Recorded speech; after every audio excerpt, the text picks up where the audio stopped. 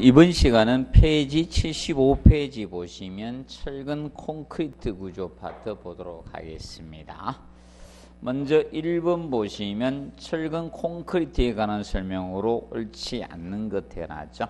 그래서 1번의 철근 콘크리트에서 온도에 한 기준이 나오면 1번 문제는 자, 계수를 보면 잘 기억하자. 선팽창 계수 또는 열팽창 계수라고 쓸 수도 있고요. 얼마나 늘어나느냐. 근데 이거의 반대 개념이 되는 게 무슨 계수라 했어요? 수축 계수죠. 줄어드는 비율. 늘어나는 비율이든 줄어나는 비율이든 이것은 같아야 된다 했죠. 거의 같다, 유사하다, 거의 같다 라고 해주시면 됩니다. 그런데 뭐는 차이가 있다? 탄성계수는 좀 주의하자. 탄성계수는 같다 하면 안 됩니다. 탄성계수는 철근이 크다. 철근이 콘크리트보다 탄성계수는 크다. 그 점 명심을 해 두시고, 그 다음에 2번 염에는 염분이 콘크리트의 침투 증가돼서 콘크리트의 알칼리성을 소실하게 만드는 것이죠. 그래서 이걸로 인해서 철근이 부식되고 자 보통 균열이 발생이 되는 게 염해고, 그래서 염에는 보통 이 두 가지가 있다 했죠. 보통 콘크리트에 어떻게 첨가돼서 염해가 생길 수도 있고요. 염해가 콘크리트 첨가돼서 생길 수 있고, 아니면 이거죠. 바닷가이죠. 바닷가면 공기 중에 뭐가 포함될 수 있다? 염분이 포함되어 있거든. 그래서 염해를 입을 수가 있는 겁니다. 그러면 염해를 방지하기 위해서는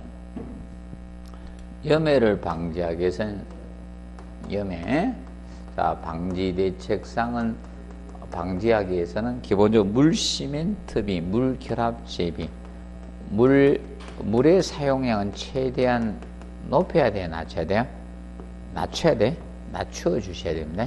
물 시멘트비는 최대한 낮춰주는 것이 좋습니다. 그 점을 기억을 해 두시고요. 물 시멘트비 낮춥니다. 그리고 염화 물량 양을 최대한 적게 하라겠죠. 그래서 이제 염화 물량은 혹시나 염화 물량은 얼마 이하로 하락했어요? 조건 안 주어지면 0.35 0.3 공짜는 뺍시다. 입방메다 이하로 하는 것이 원칙이었다. 자, 그런데 책임구조기술사의마다 성인이죠. 책임구조기술 성인을 받은 경우 0.6까지 할 수 있어요. 0.6 이하로 할 수 있는 경우는 요거는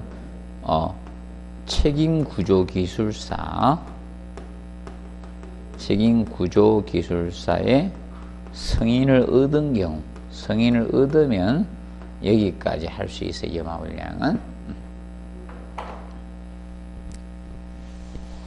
자, 그리고 3번에 보면 중용열 포틀랜드 시멘트는 시멘트 수화 속도가 빠르지 않죠. 자, 보통 중용열 포틀랜드 시멘트는 자 반응이 어떻게 느리다겠죠. 서서히 가서 열이 적게 발생한다. 수화열이 적게 발생하고 건조 수축균이 잘 발생하지 않는다겠죠. 이런 것이 중용열 포틀랜드 시멘트. 그래서 땡공사 같은 매스 콘크리트죠. 단면이 큰 콘크리트 쓰고요. 그런데 수화 반응이 빠르면서 열을 많이 건조 수축균이 많이 생기는 것은 무슨 시멘트다? 조강 포틀랜드죠. 조강이에요. 조강 포틀랜드 시멘트가 바로 수화열이 커서 저온에서도 강도 발현해서 동절기 겨울철 공사에 유리한 것은 조강 포틀랜드 시멘트가 됩니다. 조강. 그리고 네 번째 보시면 콘크리트에 포함된 염화 물량은 염소 이온량으로 따져서 0.30이라고 해서 3이야. 그리고 책임구조기술사 승인을 얻으면 0.6까지 가능합니다. 자, 근데 고내구성 콘크리트 더 줄이라 했죠. 맞죠? 0.2. 고내구성 콘크리트의 경우는 고내구성 더 줄이라 했죠. 0.20이라 했죠.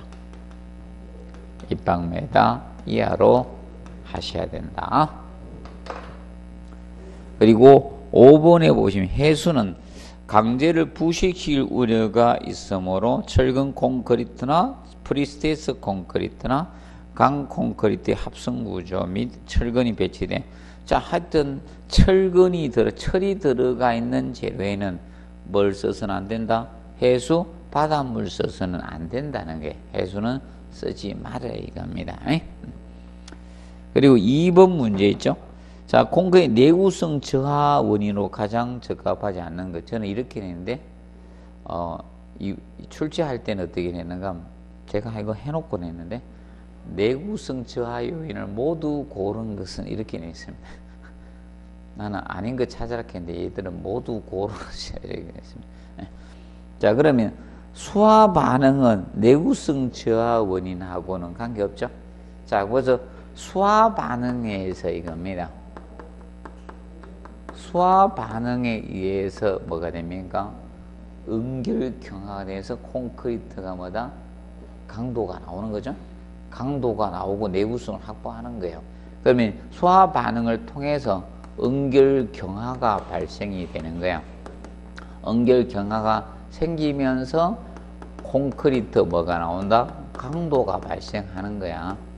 강도가 발생을 하고요. 그리고 콘크리트가 무슨 성을 유지한다? 강 알칼리성을 유지하는 거예요. 이 수화 반응 없으면 유지 못해요. 콘크리트가 강 알칼리성을 유지하는 거예요. 강 알칼리성. 강 알칼리성을 유지를 할 수가 있는 거예요.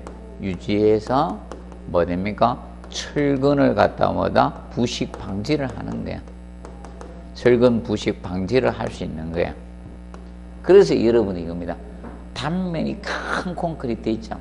걔는 중성화가 느립니다. 단면이 클수록. 부재 단면이 크면. 그래서 크리퍼도 잘 안 생기고요. 오래 버티는 거야. 단면이 큰 것들이. 그래서 일제시대 때 만들어진 철근 콘크리트 아직도 버티고 있잖아요. 그 단면 큰 것들은. 저 보수했는가 모르겠네. 아, 저 압록강에 그 수풍 때문에 일본 놈들이 만들어낸 거 아닙니까? 보수 조금 너무 오래됐잖아. 그래서 그거 보수해야 될 것 같은데. 물을 가둬도.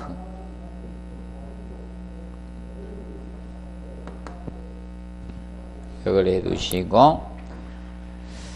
자, 봐두시고. 그래서 수화 반응이죠. 이제 크리퍼나 알칼리 골재 반응이나 염해나 블리딩 이런 것은 내구성 저하 요인이 되죠. 내구성 저하 요인이 되고, 그리고 여러분들 저것도 이죠. 혈액 균열이죠. 균열 생기는 그런 것 다 건조 수축이나 이런 것은 내구성 뭐다? 저하 요인이 되는 거예요. 내구성 저하 요인이 됩니다. 기억을 해두시고, 그 다음에 콘크리트의 뭐다? 중성하도 내구성 뭐다? 저하 요인이죠. 근데 중성화가 제일 늦게 나타나는 거예요. 중성화는 맞죠? 중성화는 어떻습니까? 늦게 서서히 장기간에 걸쳐서 생길 수밖에 없다 했죠? 오래 걸립니다.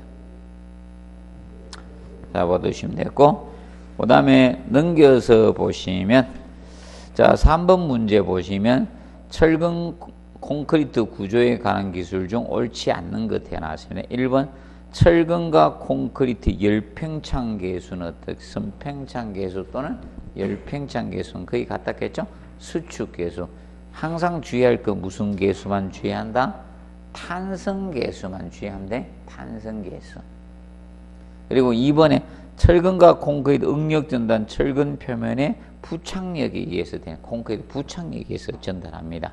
그래서 철근 이음 길이나 정착 길이 산정할 때 제일 중요한 게 부착 응력도예요. 자, 왜냐하면 철근은 사실 이겁니다. 콘크리트가 바깥에 있습니까? 철근이 바깥에 있어요? 콘크리트가 바깥에 있죠. 그럼 여러분이 하중을 가하면 콘크리트에 가는 거야. 콘크리트에 가는데, 그러면 콘크리트는 무슨 강도만 우수하다 했어요? 압축 강도에 우수하다 했죠. 그럼 인장강도 누가 받도록 설계한다? 철근이 받아야 되죠. 그럼 인장력이 생기면 철근에게 전달을 해줘야 되는 거야. 철근이 받아줘야 되는 거야. 그게 그 부착력입니다. 그 다음에 세 번째, 철근과 콘크리트 응력 분담은 각각의 단면적에 의해 한다 해서 틀렸습니다. 단면적에 의하면, 자, 이거잖아. 콘크리트 단면을 보면요. 자, 철근의 단면이 많아요. 콘크리트 단면이 많아요. 콘크리트가 많죠. 철근이 이 정도밖에, 이렇게 넣으면 철근이 이것밖에 없는데 나머지는 다 콘크리트예요. 그럼 콘크리트가 다 부담하는 게 아니죠. 그래서 이겁니다. 그래서 그거 체크하죠. 그래서 해설을 해놨죠. 무슨 비만큼 부담한다? 탄성 계수 비만큼 분담을 하는 거예요. 그러면 사실 그 철근이 많이 받아준다는 거예요. 철근이 적게 넣더라도. 근데 철근은 단지 이거죠. 공기하고 접촉하면 녹슬기 쉽죠. 에이, 공기 노출하면 녹슬죠. 녹슬기 내구성이 떨어질 거고, 그리고 이겁니다. 불에 약하죠. 그리고 철은 어떻게 됩니까? 가늘고 길게 뽑으니까 아주 자굴이 될 수 있죠. 이런 걸 커버해주고 도와주는 역할을 하는 거예요. 사실 콘크리트가. 그러면 사람으로 치면 뼈는 철근이고 살이 뭐다? 콘크리트 역할을 한다. 이렇게 보시면 되는 거예요. 그럼 우리가 주는 근육만 뼈가 없는데 근육만 키우기가 힘쓸 수는 없죠. 진짜 예를 들어서 근육맨 하면 연예인들 중에 대표적으로 누굴 잡습니까? 응? 누가 근육맨입니까? 제 대표적으로 가수인 김종국 씨 생각합니다. 김종국 씨는 요새 개그맨인 줄 알고 있죠? 가수인데, 맞아? 근데 운동하는 분보다 더 운동을 좋아하죠? 근육 때문에. 김종국 씨가 뼈 없으면 될까요?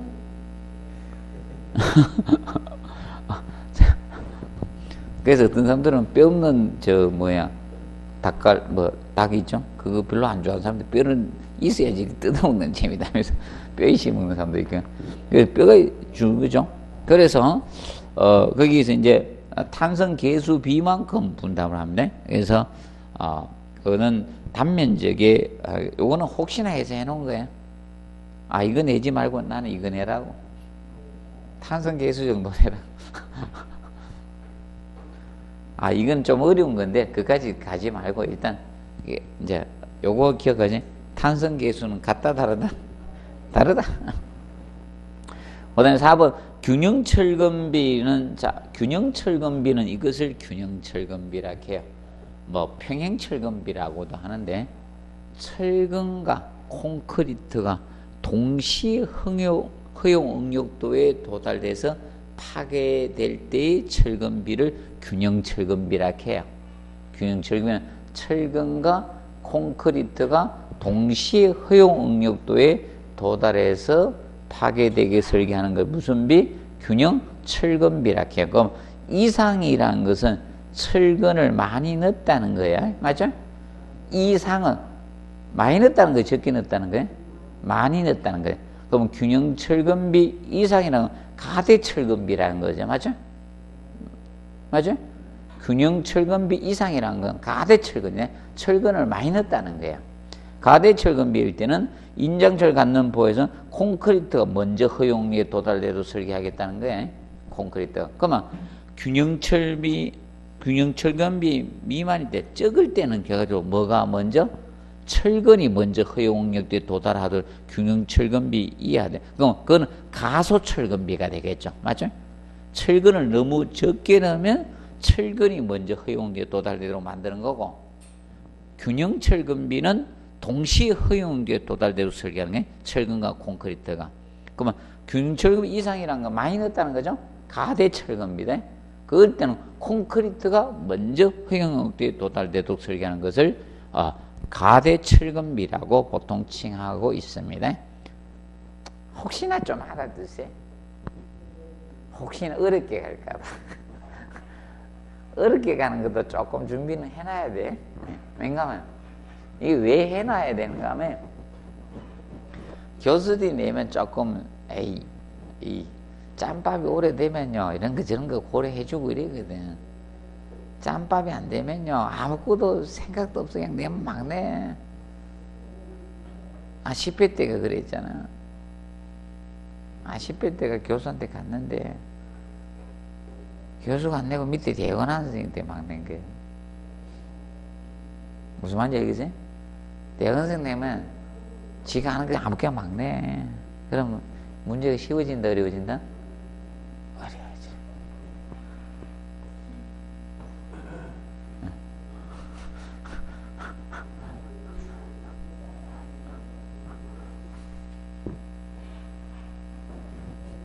자 보시오.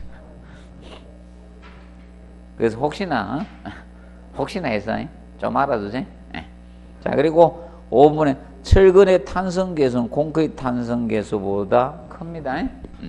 그래서 간단히 정리해 놓으십시오. 그리고 4번 철근 콘크리트에 관한 설명을 옳지 않는 것은 내구성조차 그리고 차음성이 높습니다. 차음을 차단하는 성질이 높죠. 이거는 장점이. 근데 이거하고 헷갈리면 안 돼요. 전음도는 크죠. 전음도가 큰 거는 이거는 단점이에요. 이거는 단점이에요, 단점. 전음도가 큰 것은 단점입니다. 그래서 크리퍼가 작다는 틀렸습니다. 크리퍼가 큽니다. 크리퍼는 장기 처짐 소성 변형이에요. 장기 처짐 써놓으세요. 크리퍼가 뭐다? 장기 처짐. 바로 소성 변형입니다. 큽니다. 자, 그런데 안 생기던데요. 방지 대책 해놨으니까. 자, 그래서 여러분입니다. 수평부지에다가 인장철근만 넣은 게 아니라 압축철근을 때려 넣어준 거야. 크리퍼를 줄이게 방지하기 위해서 압축철근을 때려 넣은 거야. 보해에서 이런 데서. 자, 만약에 인장철근만 배건하면 철근 배건이 이렇게 돼야 되거든. 이러지? 여러분도 이겁니다.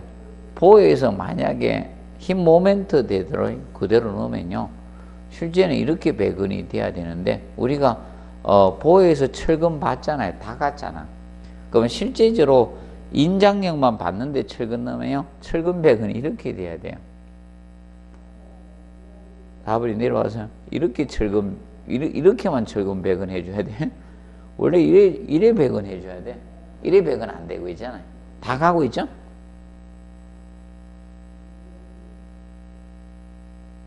우리 책에서 그림에서도 봤잖아요. 네. 상하부에 다 가죠. 철근량 수량만 다르게 가는 것 뿐이지, 맞죠? 그래서 압축철근 때는, 그러면 예를 들어서 이겁니다. 보라고 하면, 담부다 하면요. 그럼 이렇게만 철근 넣어야 되는데, 조립하기도 힘들잖아요. 그럼 보의 담부를 예를 들어서 T형 보로 해가지고, 슬래브가 있으니까.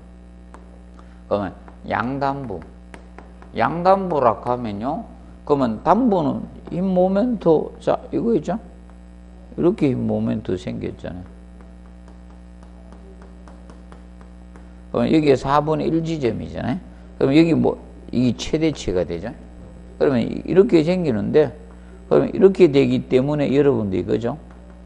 이렇게 되기 때문에 지금 현재 이렇게 됐을 때, 자, 여기가 제로가 되고, 그럼 여기 부분이, 그럼 여기 잡아놓으면, 그럼 위에만 이렇게 잡아놓아야 돼. 철근을 쉽게.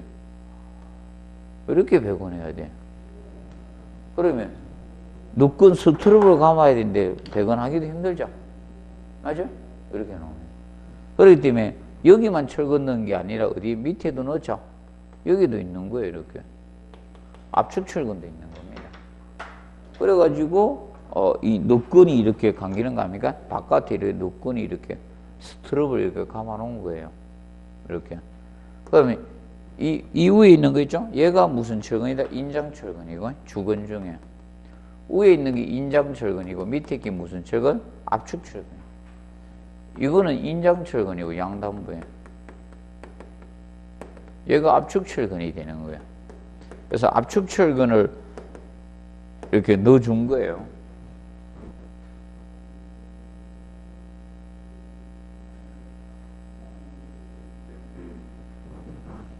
것이고, 그 다음에 네 번째, 무게가 무겁습니다. 1입방매다가 얼마? 2.4톤이었죠. 그리고 공사기간이 시공기간이 어떻게? 길죠. 공기가 깁니다. 그래서 아파트 분양하고 나서 오래 있다 공급해주죠. 몇 개월 후에 바로 공급해줍니까? 분양 딱 해가. 맞지? 몇 년 후에 공급해주죠. 맞지? 야, 아파트 분양을 하니까, 야, 즉석, 짜장면처럼 빨리 오는 거 아니죠? 짜장면집이 바쁘면 중화집이 바쁘면 이거죠. 주문해도 그때 항상 바쁠 때는 누구 때문에 저걸 못 해야 됩니까? 배달을 해야 되죠? 배달 요원이 많이 없으면 빨리빨리 배달이 안 되죠? 그리고 항상 갔다 가죠? 출발했다 가죠? 출발합니다! 되죠? 아직 요리도 안 했는데 갔는데. 보시고, 그 다음에 5번 보시면 철근 콘크리트 구조 형식에 대한 설명 중 옳지 않는 것 해놨습니다. 1번, 라멘 구조는 기둥과 볼을 일체로 연결하는 구조 형식. 자, 얘는 보가 꼭 들어가야 된다 했죠? 라멘 구조, 다른 말로 무슨 구조? 골조 구조. 라멘 구조 또는 뭐다? 골조 구조라고 되죠? 골조 구조. 그래서 기둥보, 얘는 보가 꼭 들어가 주셔야 됩니다. 보가. 슬래브로 구성되어 있는데 보를 꼭 기억을 해 두시고, 그 다음에 그리고 2번에 벽식 구조. 벽식 구조는 예를 들어서 이렇게죠. 내력벽이라고 쓸 수도 있고 전단벽이라고 쓸 수도 있다 그래서 내력벽 또는 무슨 벽? 전단벽 이렇게 쓸 수가 있다고 했습니다. 내력벽 또는 전단벽. 그래서 얘는 기둥하고 보가 없죠. 대신 벽과 뭐다? 슬래브를 연결하는 구조 형식을 벽식 구조라고 합니다. 그래서 수직 하중과 수평 하중을 누가 받아준다? 전단벽 벽이 받아주는 것이 벽식 구조였습니다. 근데 벽식 구조는 공간의 가변성이 있다 없다? 없다라고 했습니다. 그리고 3번에 플랫 슬래브는 내부 보호 없이 슬래브를 직접 기둥이 연결하는 구조 형식입니다. 그래서 이제 이 플랫 슬래브는 펀칭, 뚫림 전단을 방지하기 위해서 무엇을 해줬다 했습니까? 무엇을 해준다? 지판과 주두가 보강되는 것이 플랫 슬래브 구조였습니다. 그러면 지판과 주두 보강 없으면 뭐다? 플레이트 슬래브 구조라고 했습니다. 그 다음에 프리캐스트 구조는 벽이나 기둥 보호 슬래브 같은 주요 부재를 미리 제작된 부재를 현장에서 연결한 조립 구조가 뭐다? 프리캐스트 구조라고 합니다. 프리캐스트 구조. 자, 그리고 5번에 프리스테스 구조는 보가 없이 슬래브의 직접 벽으로 연결하는 구조 형식은 뭐다? 벽식 구조고 내력 벽식 구조고, 프리스테스 구조는 이걸 미리 힘이 생기는 부재, 미리 무엇이다? 압축의 스트레스, 응력을 가해서 그 힘 강도를 증가시키는 구조가 무슨 구조? 프리스트레스 구조고요. 그래서 구분 좀 해두시면 되겠습니다. 그래서 구분해 두시고, 그 다음에 6번 문제. 철근 콘크리트 구조의 특성에 대한 설명 중 옳지 않는 것. 그래서 자, 철근과 콘크리트는 열에 의한 선팽창 및 수축에서는 유사하다. 그럼 이렇게 쓰는 거는 유사하다, 거의 같다, 비슷하다. 이렇게 말장난만 합니다. 계속 냅니다. 왜 그런가 하면 이거 가지고 현재 4번이나 질문했는데 답을 한 번도 안 만들었어. 그러면 나중에 탄성계수 가지고 만들겠다는 거예요. 얘는 항상 답은 한 번도 안 갔습니다. 4번 내는 동안에. 자, 그리고 2번. 자, 콘크리트의 알칼리성은 철근의 뭐다? 녹을 방지하는 역할을 한다 했죠? 얘는 2번 만들었어요. 답 가지고. 산성이래 가지고. 콘크리트는 명심하라 했어요. 콘크리트의 pH가 얼마 이상이 유지되면? 콘크리트의 pH가 11 이상 유지가 되면 철근의 부식을 방지할 수 있는 거라 했죠. 철근 부식 방지를 할 수 있는 pH가 10일 이상 유지가 될 때라는 점 기억을 해 두시고, 그 다음에 3번에 철근과 콘크리트 상호 부착 구조체의 일체성이 높죠. 그래서 철근 콘크리트 구조가 무슨 접합이다? 강접합이라 했겠죠. 강한 접합이다. 강성이 뛰어난 강접합이라 했습니다. 강접합법이다. 그리고 네 번째, 압축에 강한 콘크리트와 인장에 강한 철근을 결합해서 각각의 특성을 발휘하는 구조체가 바로 철근 콘크리트 구조가 되고요. 근데 5번에 자, 철근 콘크리트는 철근이 열에 약하기 때문에 내하에 취약하다 해서 OX, X입니다. 그래서 콘크리트가 전해지 그래서 내하 구조가 됩니다. 내하 구조가 된다. 그러면 열에 취약한 구조는 어느 구조가 취약하다 했어요? 가구식 구조들, 가구식 나무 구조나 철골 구조가 열에 취약한 구조, 내하에 취약합니다. 내하에 취약한 구조는 무슨 식 구조? 가구식 구조. 가구식 구조가 나무 구조하고 뭐가 해당이 된다? 철골 구조.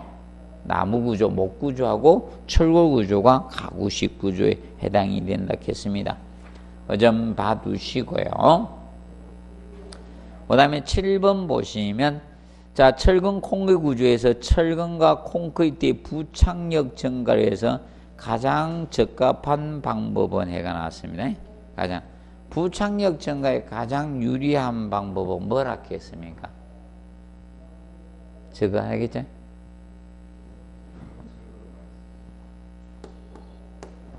가장 좋은 방법, 일단 들어가기 앞서서 가장 좋은 방법은, 이 문제가 이야기하는 것은 철근의 뭐다? 주장을 증가시키는 걸 찾으라 이게. 주장을 증가하는 방법이죠. 이게 제일 좋은 방법이에요. 철근의 뭐다? 주장. 주장은 뭐라 그러지? 둘레 길이다 이게. 둘레 길이. 둘레 길이다 이겁니다. 둘레 길이. 이걸 찾으라 이게. 그래서 저는 이걸 그래서 그 가는 철을 말해서 주장 증가했죠. 이걸 찾으라는 겁니다. 실제 시험은 그 가는 철근 빼고 그냥 철근의 주장을 증가시키는 이거 가지고 낸 거고요. 근데 앞으로 한 번 더 내야 돼. 나오게 되면. 그래서 기억하실 것이 이겁니다. 요거 약간 변형시켜서 낸 겁니다. 그래서 그러면 이제 기억할 게 이겁니다. 동일 단면적일 때. 이거 기억하게. 동일 단면적일 때, 자, 이 굵은 철근을 적게 사용하는 것보다 가는 철근을 많이 쓰는 것이 좋다겠죠? 가는 철근을 많이 사용하는 것이죠. 사용하는 것이 철근의 주장을 증가시키는 거네. 철근의 주장을 증가시키는 방법입니다. 그래서 이 개념 가지고 한 번은 내야 돼. 한 번은 내야 됩니다. 문제를 안 만들어 낸다고 안 내나? 비슷한 거 만들어 놓을까? 자, 보시고. 그 다음에 이제, 그 해설에서 보시면 1번의 압축 강도, 이거는 무슨 압축 강도다? 콘크리트의 압축 강도. 압축 강도는 콘크리트의 압축 강도가 클수록 커집니다. 그런데 저 밑에 별표 보십시오. 별표에 보시면 철근의 강도는 부착력과 재발 관계 없습니다. 철근의 인장 강도든이죠. 항복과 이런 관계 없어요. 자, 철근을 누가 감싸고 있다? 콘크리트가 감싸고 있어요. 그러면 결과적으로 철근의 표면 둘레 길이 있죠? 표면적인 둘레 길이 주장이나 철근의 표면 거칠기죠? 거칠기나 철근의 단면 형상 모양 이런 건 영향을 줍니다. 근데 철근의 강도하고는 관계가 없다는 거예요. 그러면 결과적으로 다른 요소는 영향을 준다. 부착력과 연관을 철근에 이런 거는 영향을 줍니다. 철근에 예를 들어서 주장이나 철근의 단면 형상 있죠? 단면 모양 단면 형상이나 철근의 단면 형상이나 철근의 표면 거칠기, 표면 거칠기 이런 것은 부착력에 영향을 주는 요소입니다. 부착력에 영향을 주는 요인입니다. 영향을 주는 요소에 속하게 됩니다. 주는 요소입니다. 주는 요인, 요소에 해당이 되지만 철근의 강도는 관계가 없어요. 근데 콘크리트의 강도는 영향이 있습니다. 왜냐하면 콘크리트가 철근을 감싸죠. 그럼 콘크리트 강도가 크다는 것은 단위 면적당 어떻게? 밀실하면 강도가 커요. 모든 것은 밀실하면 비중이 크면 강도는 커져요. 기본적으로. 맞죠? 그래서 머리 무거운 사람하고 절대 헤딩하면 안 돼요. 맞아요? 머리를 들었는데 무게가 무겁다 그러면 머리 골밀도가 높다는 거죠. 어떤 사람이 돼요. 안에 뭐가 많이 들어서 무겁다고 그러는데 자, 머리 무게는 이 머리 골밀도 아닙니까? 뭐 영향을 줍니다. 그래서 영향을 주는 요인이다. 요소다 기억해 놓으십시오. 그 다음에 8번 보시면 콘크리트의 중성화 지연 대책 중 가장 적어요. 그래서 중성화 지연에 대해서 합니다. 그럼 중성화는 사실 개념상 우리가 기억하면 쉽다. 중성화는 외부에서 무엇의 침투로 생긴다 했어요? 자, 외부에서 탄산가스나 이런 산성비 있죠? 탄산가스 이거 침투로 생기는 거예요. 뭐 산성비나 이런 게. 그럼 콘크리트가 있을 때, 그러면 그래서 표면에서 내부로 서서히 진행해 간다 했죠? 그럼 이 콘크리트 표면에서 내부로 여기서 내부로 장기간에 걸쳐서 진행한다 했잖아요. 표면에서 내부로 장기간에서 외부에서 침투해서 발생하는 거야. 그럼 지연하려고 하면 이겁니다. 뭐를 최대한 줄여주라? 탄산가스가 침투하는 걸 최대한 막아주면 된다 이거야. 이것이 지연대책이 되는 겁니다. 지연대책. 그래서 1번에 자, 경량골재를 다양으로 사용한다. 자, 경량골재 구멍이 뻥뻥 뚫린 골재 자갈이에요. 그럼 탄산가스 침투가 빠릅니까? 느립니까? 빠르죠. 밀실해야지 잘 침투가 못하죠. 맞죠? 그 경량골재 사용량은 줄이든지 사용하지 않는 게 좋은 겁니다. 지연대책입니다. 그래서 경량 콘크리트, 경량골재로 만든 것이 뭐다? 경량 콘크리트잖아요.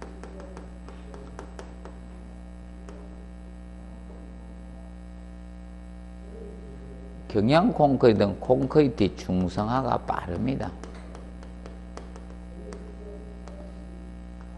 보통 콘크리트보다 중성화가 빠릅니다.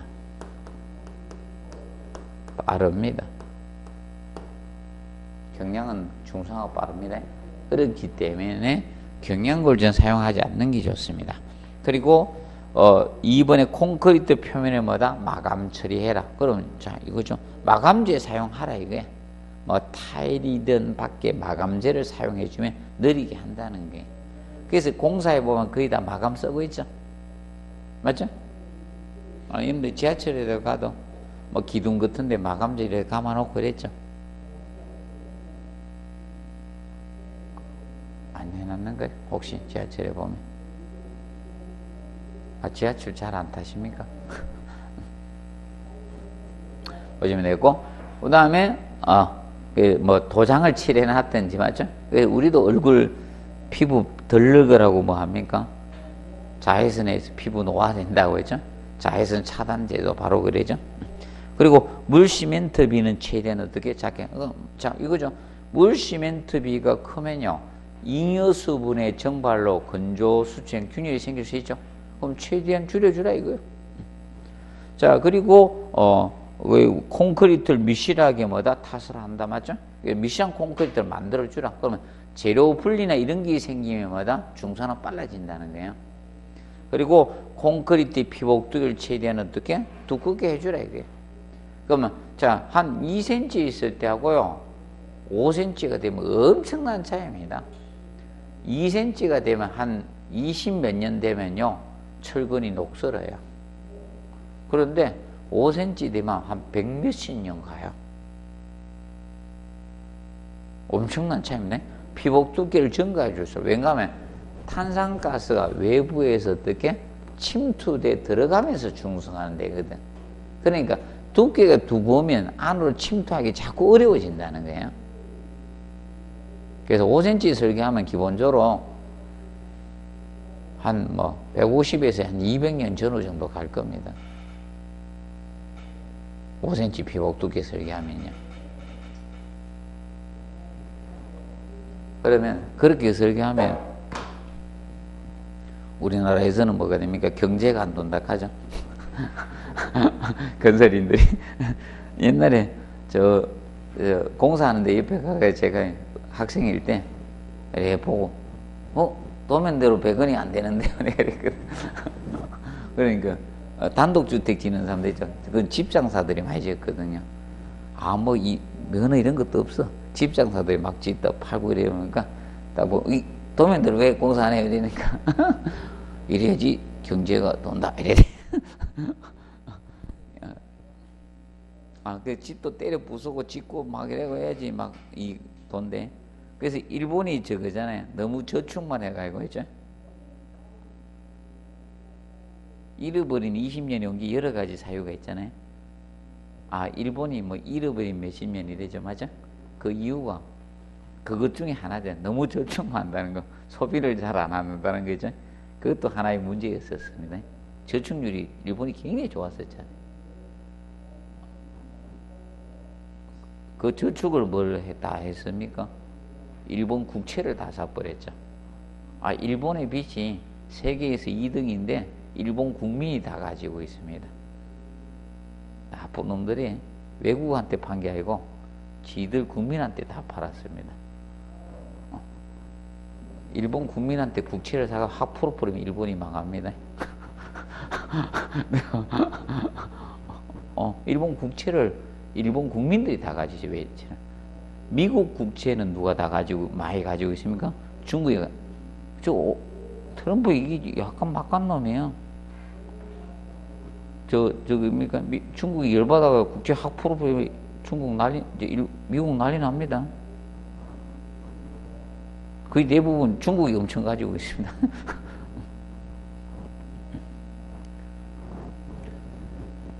자, 기억하시고, 그 다음에, 그래서 그거 보시고, 그래서 9번 문제 보시면, 콘크리트 중성에 관한 설명이 옳지 않은 거죠. 콘크리트가 공기 중에 탄산가스와 반응해서 알칼리성을 상실해 가는 현상을 콘크리트 중성하락합니다. 또는 뭐라고 됐습니까? 탄산하라고도 합니다. 탄산하라고도 칭합니다. 그리고 2번에 콘크리트 중성화가 철근 깊이까지 진행되면 철근에 부식이 발생될 가능성이 증가를 하는 거예요. 왜? 중성화됐다 반드시 녹슬라는 법은 없거든. 그러면 이야기했죠. pH가 얼마 이상이 유지가 돼버리면 11 이상 유지되면 이건 절대 녹 안 쓰는 기준이고요. 이건 녹이 아예 보호되는 기준이고요. 11 이상 유지가 되면요, 물 속에서도 관계없어요. 콘크리트 수중에 있어도 관계가 없다는 거예요, 기준은. 그러면 pH가 저거보다 떨어지면요, 녹슬 가능성이 있다는 것이지 반드시 녹슨다는 건 아니고요. 그리고 3번에 콘크리트가 중성화가 진행, 콘크리트 강도 자체가 저하된다 해서 OX, X입니다. 콘크리트 강도 자체가 저하되는 것은 아니에요. 단지 철근의 부식 가능성이 높아지는 거예요. 기억해 두시고, 그 다음에 콘크리트의 중성화는 콘크리트 구조의 수령을 결정하는 중요한 요소 중에 하나가 되는 겁니다. 그래서 이겁니다. 철근 콘크리트는 콘크리트 중성화에 의한 수명주기 추정을 많이 사용을 하고 있습니다. 중성화에 의한 수명주기. 그러면 보통, 이것인데, 보통 수명주기 추정하는 방법은 여러 가지가 있는데, 그 대표적인 물리적 수명주기 추정하는 방법이 있고, 콘크리트 중성화의 수명주기 추정 방법이 있고, 경제적 수명주기 추정 방법이 있는 거예요. 그래서 이겁니다. 재건축 같은 거 있죠. 이런 거는 뭘로 따지고 있다? 경제적입니다. 경제적 개념으로 따지고 있는 거예요. 설비 노화나 막 이런 걸로 인해서 맞죠? 제대로 임대료도 못 받고 이러잖아. 내가 세주면 맞죠? 아, 그 삐리리랑 아파트가 팍팍 받을 수는 없잖아요. 그리고 꼭 건쳐주고 또 더 받고 이러잖아. 맞죠? 그거와 같이 그래 경제적 수명주기 추정해서 하는 거예요. 그렇게 보시면 되고 사실 건물이 붕괴되고 이런 건 아니죠. 그래서 노후불량 건축물 따지는 그 기준이 약간 그겁니다. 봐두시면 되고 그 다음에 이제 봐두시고 그 다음에 이제 5번에 물시멘트비를 작게 하면 중성화 진행 속도는 어떻게 줄일 수가 있습니다. 지연시킬 수 있는 겁니다. 그러면 콘크리트가 뭐하면 밀실에 물시멘트비가 작다는 것은 밀실한 콘크리트 될 수 있는 거거든. 건조수증 균형이 적게 생기죠. 그래서 중산을 지연시킬 수가 있는 겁니다. 그리고 아까 했죠. 피복 두께는 어떻게? 두껍게 하라 했죠. 그리고 바닷모래를 써서는 안 돼요. 바닷모래 해산은 물로 세척해서 염화물량 이온을 일정 이하로 떨어뜨려서 우리가 해주셔야 됩니다. 그래서 그 정면 봐두시면 되고 그리고 부재 단면을 최대한 어떻게? 크게 해야 돼요. 크게 하면 오래 가요. 그 부재 단면이 커지면 피복 두께도 어떻게? 두꺼워져요. 자, 그래서 여러분들 보여. 살이 어디 재고 많아요? 배에 많아요. 아, 이건 비계살이고. 보통은 일반적으로 빡빡 먹어. 아, 똑같은 뭐 쉽게 마른 사람이나 전체적으로 보면 어디가 제일 많아요? 뼈 큰 데가 피복 두께가 두껍게 있잖아요. 맞죠? 아, 힙은 이런 허벅지 이런데 두꺼워지잖아. 아, 손가락이 살이 다가 있어요, 여러분들. 여기 막 이왕 이래 돼 있어요. 이거 아니죠? 그거 보시면 돼요. 쉽게 커지면 단면이 커지면요, 피복 두께도 두꺼워지는 거예요, 기본적으로. 그렇게 보시면 됩니다. 그 다음에 이제 10번 문제 보시면 플랫 슬래브 구조에 관한 설명을 옳지 않은 플랫 슬래브는 무량판 구조 중에 하나였죠. 그래서 그 3번에 무량판 슬래브라고도 하고요. 없을 무자 보량자. 그리고 1번에 슬래브의 뚫림 전단을 보강을 위해서 주두와 지판을 둔다 했죠. 그러면 지판 주도가 없는 것이 무슨 슬래브라 했어요? 플레이트 슬래브고 플레이트 슬래브가 되겠고 플레이트 슬래브고요. 없는 것은 이해가 되고 그 다음에 2번 장선 또는 워펄 슬래브. 자 봐요. 자 아까 내가 와펄이라 쓸 수도 있고 워펄이라 쓸 수 있다 했죠. 워펄 슬래브보다 청고를 낮게 합시다. 그럼 워펄 슬래브는 뭐라 했으면 이방향 장선 슬래브라 했죠. 워펄 슬래브는 이방향 장선 슬래브고 이방향 장선 슬래브를 뭐라고 한다? 워펄 슬래브라 해. 워펄 슬래브. 두 방향으로 장선이 다 간 거. 그러면 장선이 우물정자 형태로 있는 거예요. 양방향으로 장선 있는 거. 한 방향으로 있으면 뭐다? 장선 슬래브고. 그리고 그 다음에 4번에 자 골조 라멘 구조 슬래브보다 실내 이용률이 낮다 해서 OX, X. 라멘 구조는 보가 있잖아. 보가 없으니 실내 이용률이 높죠. 그런데 라멘 구조보다 저거 접합부 강성은 떨어져요. 그래서 라멘 구조를 제가 무슨 구조라고 됐다? 골조 구조라고 됐죠. 골조, 라멘 구조, 골조 구조 또는 틀 구조라고 돼요. 틀 구조. 라멘 구조, 골조 구조, 틀 구조 이렇게 했습니다. 라멘 구조보다 자 접합부 강성은 떨어집니다. 약해요. 라멘 구조보다 접합부 강성은 떨어집니다. 그리고 5번에 바닥 슬래브를 자 기둥이 직접 지지하는 것이 바로 플랫 슬래브 구조가 됩니다. 자 그리고 넘겨서 보도록 합니다. 그리고 그 다음에 11번 문제 보시면 콘크리트 부재 일정 하중을 존재시키면 하중의 증가 없이도 시간의 경과에 따라 변형이 증가하는 현상을 무슨 현상? 크리퍼라겠죠. 이때 크리퍼가 이거 크리퍼는 장기 처짐이라고 되죠. 장기 처짐 또는 소성 변형, 이것을 크리퍼라고 칭합니다.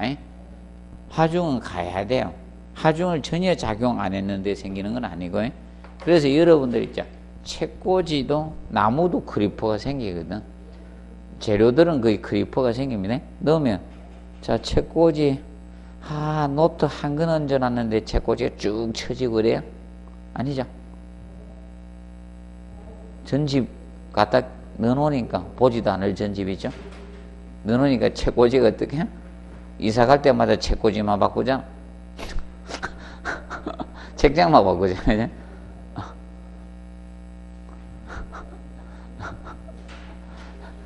이 크리퍼 현상입니다. 그래서 이 크리퍼 현상은 그 개념을 기억하시고, 그러면 크리퍼는 우리가 저거는 조금 알아두십시오. 그래서 보통 이겁니다. 제하 시기가 빠를 때 크리퍼가 생깁니까? 제하 시기가 늦을 때 크리퍼가 생깁니까? 빠를 때입니다. 그래서 여러분들 모르면 저거 기억하면 돼요. 산후조리 기억하시면 된다. 산후조리 기간 없이 바로 일하면 크리퍼 생겨서 꼬부랑 할머니 된다 했죠? 그럼 제하 하중이 클 때 생깁니까? 제하 하중이 적을 때 생겨? 클 때 크게 생기는 게. 그래서 이겁니다. 쉽게 기저귀 하나 정도 드는 건 괜찮겠죠? 산모가 기저귀 하나도 못 들 정도로 힘이 없으면 안 되죠? 그런데 이겁니다. 막 산모가 바로 쌀까매던 데라면 이제 크리퍼 생기는 거예요. 하중이 뭐다? 클 때 생겨. 그러면 자기가 몸 상태 강도가 좋아졌을 때는 괜찮겠죠? 그죠? 강도가 클 때는 괜찮은데 강도가 약할 때잖아. 맞죠? 그런 걸 기억하시면 별로 어렵지 않습니다. 그걸 좀 기억을 해 두시면 되겠습니다. 기억하시고, 그 다음에 12번 문제 보시면, 철근 콘크리트 구조에서 크리퍼에 영향을 미치는 요인으로서 옳지 않는 것. 크리퍼는 어느 때 많이 생기고 안 생기고 그걸 냈기 때문에 그거와 관련 없는 문제만 만들어 놓은 거예요. 크리퍼가 어느 때 많이 발생하고 그걸 가지고 시험을 냈거든요. 그 측면을 냈기 때문에. 그럼 12번에 철근 콘크리트 구조 시 크리퍼에 영향을 미치는 요인으로 옳지 않는 것. 철근의 이 탄성 계수하고는 관계없죠.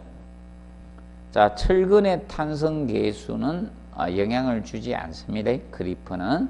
여기에서 크리퍼에 영향을 주는 요인들은 온도는 영향을 줍니다. 그러면 여러분도 이겁니다. 온도가 높을 때 크리퍼가 커집니다. 온도가 높을 때 크리퍼는 커집니다. 습도는 낮을 때 크리퍼가 커집니다. 그래서 우리도 봐요. 온도가 높을 때 빨리 지쳐요. 온도가 낮을 때 빨리 지쳐요. 높을 때 빨리 지칩니다. 추울 때는 체력 저하가 적게 옵니다. 안 움직여서 그래요. 추워서 안 움직여요. 그래서 체력 탈진은요, 겨울보다 여름에 탈진이 더 많이 오죠. 비슷하다고 보면 돼. 그러니까 콘크리트는 이거야. 습기를 갖다 빨아들인 재료인데 온도가 높으면 습기 밖으로 나가겠죠. 우리도 이겁니다. 우리도 몸에 그러니까 수분이 많아야 되죠. 그걸 윤상하시면 됩니다. 그리고 온도 변화에 영향을 줍니다. 그리고 콘크리트의 강도가 크면 크리퍼는 적습니다. 콘크리트 강도가 안 났을 때 하중을 가니까 크리퍼가 커지는 겁니다. 강도 영향을 주고요. 근데 물시멘트비가 클 때 크리퍼는 커집니다.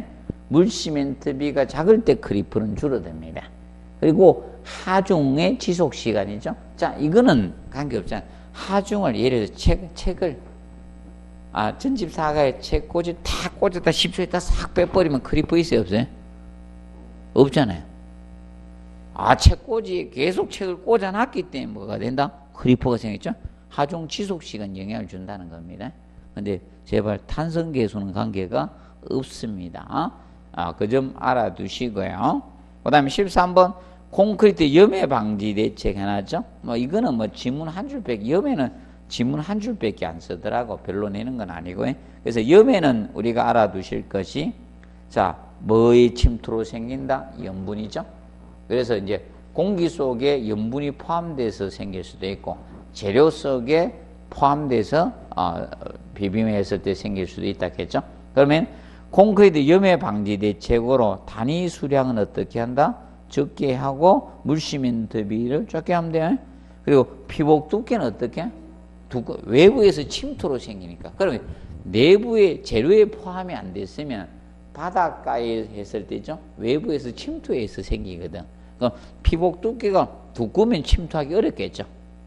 그럼 제가 같습니다. 콘크리트 중성화 방지 대책이랑 거의 비슷하게 간다라 보시면 돼요. 중성화 기억을 해두시면 되겠습니다.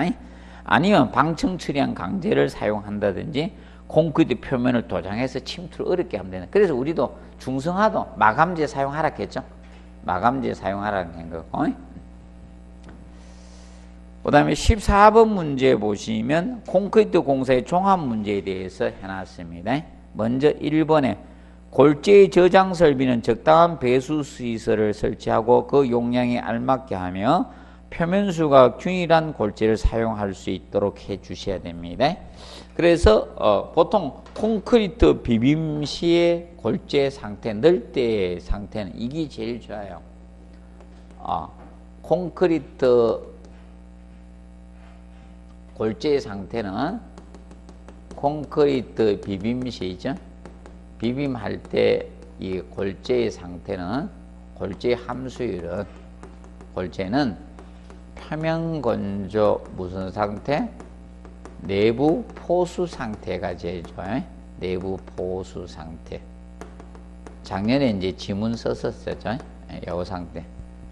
제가 항상 이야기했는데 여러분들도 이 상태가 된다. 공부를 많이 해가 얼굴 상태는 안 좋아야 돼. 공부를 많이 하면 얼굴이 안 좋을 수밖에 없거든. 얼굴이 더 막 기름기가 많이 흐르고 막 생기가 넘치면 공부 안 했다는 거죠. 생기가 넘치고 이런 분은 한 번 받긴 봤어요. 그분은 운동으로 그걸 커버해야 돼. 음식인 거 가지고. 운동하고 음식으로. 공부는 많이 하되 꼭 하루에 2시간씩 운동을 꼬박꼬박 하되. 아침에 무조건 새벽에 일어나가지고 헬스클럽 가서 2시간 운동하고 시작을 한다 카대. 그래 다른 사람은 크리퍼 현상이 막 오고 표면이 안 좋고 그런데 생기가 좋은데 점수가 잘 나오는 거야. 그래서 비결이 뭡니까? 그러니까 꼭 운동한다 카대. 그래서 요 상태가 좋은 겁니다. 표면 건조 내부 포수 상태. 그래서 표면은 거칠어지지만 안에는 공부를 많이 해서 내용이 꽉 차 있어야 돼. 포수 상태가 돼야 됩니다. 여기 골재 상태. 보시고, 그다음에 포대 시멘트 싸서 단기간 저장할 때 몇 포대 이하? 13포대 이하고. 자, 보다 적어 놓으세요. 2번에다가 장기 저장으로 가면 얼마로 간다? 7포대 이하로 가주시면 됩니다. 그리고 중용열 포틀랜드 시멘트가 수화열이 적고 화학저항성이 강합니다. 장기 강도 정진에 의해서 댐이나 터널 이런 데 많이 대규모 콘크리트. 그래서 대규모 콘크리트 공사를 뭐라 한다? 매스, 단면이 큰 콘크리트를 매스 콘크리트라 해요. 단면이 큰 콘크리트를 매스 콘크리트라 칭합니다. 매스 콘크리트의 적합도가 있다라고 보시면 되겠습니다. 그리고 4번 보통 포틀랜드 시멘트를 사용한 콘크리트 대기온도 20도실 때 28일 양생하면 설계 강도를 자 우리가 확보하면 돼. 이것을 재령 28일 앞에서 이걸 설계 기준 강도라 해요. 이것을 설계 기준 강도라고 하는데 설계 기준 강도를 부재제자 나이령자입니다. 재령 28일 압축 강도로 측정을 합니다. 재령 28일 압축 강도로 측정을 하게 됩니다. 재령 28일. 그래서 이걸 뭐 사주 압축 강도, 재령 사주 압축 강도라고 돼요. 이걸 설계 기준 강도로 보고 있다는 점 알아두시고, 그 다음에 5번 콘크리트 탓을 지 진동 다짐을 많이 할수록 강도가 좋아진다. OX, X. 자, 진동 다짐은 적정 시간을 해야 돼요. 적정 시간 진동 다짐한 것이 압축 강도가 커집니다. 적정 시간 진동 다짐해야 돼. 적정 시간 진동 다짐했을 때. 그러면 여기 어느 상태가 되는가 하면 요 정도 됩니다. 시멘트 페이스트가 콘크리트 표면으로 약간 부상할 때까지, 요때까지가 적정 시간이에요. 그래서 잘 모르시면 고기 꿀 때 고기 뒤집을 시간. 고기도 뒤집을 때죠. 반대편에 육즙이 싹 올라왔을 때죠. 그때 이렇게 넘겨줘야 돼요. 그때가 최고로 무엇이다? 뒤집는 시기 적당합니다. 그런데 고기 못 굽는 사람 어떻게 얹히자마자 막 뒤기고 한 수십 분 뒤비는 사람도 있죠. 그럼 고기 딱딱해져요. 막 어떤 사람들이 쭉 누르죠. 젖 뺀다고, 맞죠? 고기 먹으면 육즙이 있어야죠. 막 이렇게 막 쭉 눌러가 다 빼고 그래요. 그래서 기억하지? 그겁니다. 약간 시멘트 페이스트가 약간 표면으로 부상할 정도 진동시간. 그럼 옛날은 이렇게 갔거든요. 옛날은 시방서가, 그때 약을 안 썼었거든, 초반에는. 80년도 이전에는 막 이때는, 그때 88년 이전에는 어땠는가 하면 30에서 40초였거든, 진동시간이. 그리고 나서 5에서 15초로 갔다가 지금은 초 안 따져. 그냥 뭐다? 시멘트 페이스트가 표면이 약간, 왠가 하면, 자꾸 요새 뭐 하도 많이 잡아 넣어가지고. 그래서 우리도 지금 자꾸 발달되니까 자꾸 보약을 뭘 자꾸 먹기만 먹잖아. 약의 개수가 많아지죠. 옛날에 약 안 드셨잖아요. 지금 약을 엄청 먹어가지고 약의 개수가 장난 아니죠. 약 개수가 많을수록 몸이 안 좋다는 거죠. 어떤 사람은 약 먹는 것 때문에 헷갈리니 죽는, 이 하도 많아가지고 약보다 밥을 안 먹는 게 아니고. 그래서 보시고, 그 다음에 이제 15번 문제 콘크리트의 뭐다? 시공연도입니다. 자, 콘크리트의 시공연도적인 측면은 이거는 2번 정도, 자체적으로 2번 냈고, 그리고 종합 문제 자꾸 지문으로 나와요. 그러면 시공연도는 사실 이거죠. 쉽게 이야기하면 콘크리트 탓을 할 때 시공의 용이성을 나타내는 콘크리트 질기를 시공연도라고 합니다. 그러면 반죽이 질수록 시공연도는 좋아질 거 아닙니까? 반죽이 되면 어떻게 됩니까? 잘 안 들어갈 거 아닙니까? 그거와 같다라고 보시면 된다. 그래서 1번에 단위 시멘트량이 증가할수록 시공연도는 어떻게? 좋아진다. 자, 그럼 이거 이제 이게 5회 때 기출된 문제거든. 이 문제. 요 문제는 기출 문제야. 그래서 단위 수량이, 그래서 이제 이거 기억하겠죠? 입자 크기가 작은 재료죠. 작은 재료의 사용량을 증가하면, 이걸 증가해버리면, 입자의 작은 재료의 사용량을 증가하면 시공연도가 좋아진다 해서요, 나빠진다 해서요? 시공연도 좋아진다. 그러면 이거 같이 다니는 게 뭐다? 건조 수축이죠. 같이 커지고 균열도 같이 다닙니다. 얘들은 같이 다닙니다. 그래서 시멘트 나온 재료가 입자가 큰지 작은지를 기억하시면 돼요. 시멘트 입자 커요, 작아요? 크다고 하는 분은 오늘 시멘트를 한번 가서 봐야 돼. 또 굳은 것도 보지 말고 아주 부드럽거든, 맞아? 그래서 시멘트 입자, 그래서 안 되면 우리 드실 때 입자 작은 걸 내야지 잘 들어갑니까? 큰 거 내야지 잘 들어갑니까? 큰 게 잘 들어갑니까? 작은 게 잘 들어가죠? 그걸 기억하시면 되는 겁니다. 아, 그렇게 시멘트 못 먹는데 이러지 말고, 그 다음에 2번. 콘크리트의 배합 비율은 시공연도에 그리 영향을 주지 않는다. 그래서 되죠? 영향을 줍니다. 배합비. 배합비는 이거죠. 배합은 사실 시멘트하고 모래 자갈의 배합이거든. 모래 자갈의 배합이에요. 그러면, 그래서 배합비가 1대 2대 4의 배합비가 있고 1대 3대 6 두 가지만 비교해 주겠습니다. 두 가지만. 1대 2대 4의 배합비가 1대 3대 6. 그러면 1이 항상 무엇이다? 시멘트의 제합비. 그 다음이 모래예요. 모래고 마지막이 자갈이 배합비다 이 뜻입니다. 그렇기 때문에 이 배합이 됐기 때문에 그래가지고 이거죠. 그럼 1대 2대 4 이게 부배합이죠. 이게 부배합이에요. 시멘트 사용량이 많은 배합을 부배합이라 해. 시멘트 사용량이 적은 배합을 무슨 배합? 빈배합. 그럼 얘가 빈배합이 되는 거예요. 빈배합. 그럼 시멘트 사용량이 많아지면 골재의 사용량이 준다는 거예요. 그러면 반대로 시멘트 사용량이 줄면요 골재의 사용량이 많아진다는 거예요. 골재 함량이. 명심하세요? 시멘트가 많아지면 골재가 줄고요. 시멘트가 줄면 골재가 늘어난다는 거예요. 골재의 사용량이. 모래와 자갈을 통칭해서 골재라 하는 거예요. 골재. 명심하세요? 시멘트 사용량이 많아지면 골재의 사용량이 준다는 거고 큰 것이. 그걸 기억을 해 두시면 된다. 자, 배합불이 영향을 줍니다. 근데 단위 수량 감소하면 시공연도 나빠지죠. 좋아지지 않습니다. 나빠지고. 그리고 골재 2평이 구형일수록, 구형은 강자갈이죠. 구형 둥글다. 공처럼 둥글대게. 구형일수록 시공연도는 어떻게?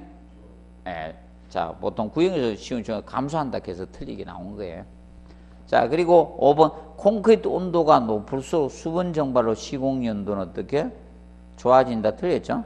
그러면 사실 콘크리트가 온도가 높으면 수분 증발되면서 설렁부 값이 떨어지죠.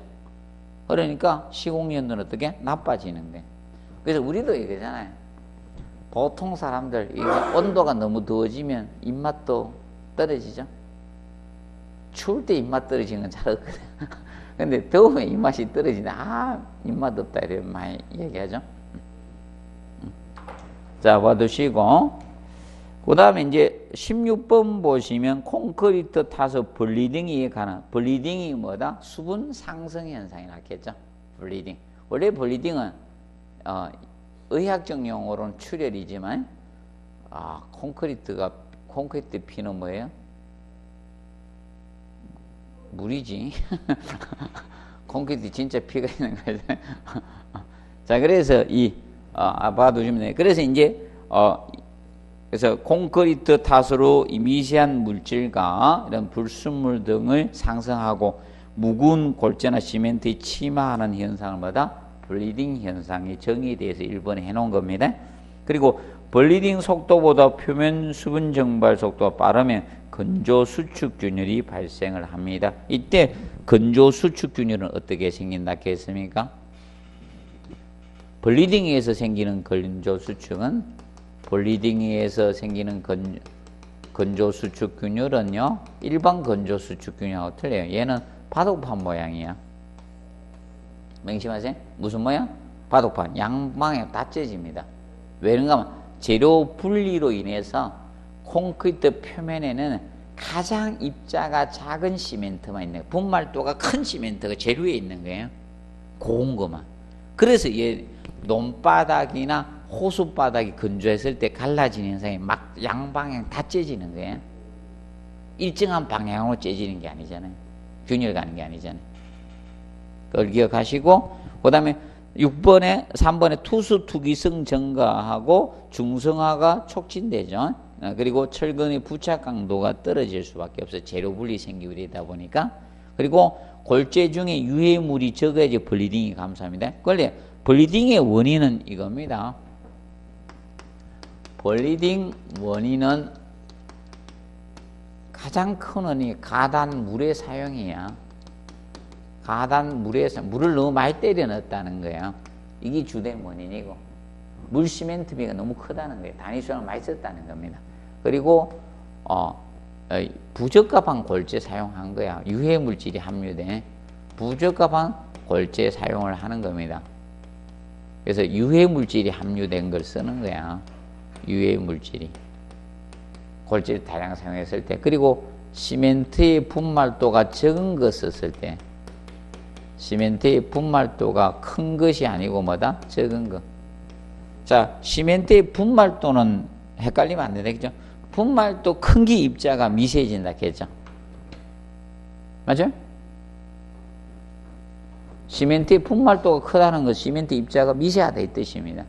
시멘트의 분말도가 작다는 것은 시멘트 입자가 뭐다? 작다는 건 크다는 거예요.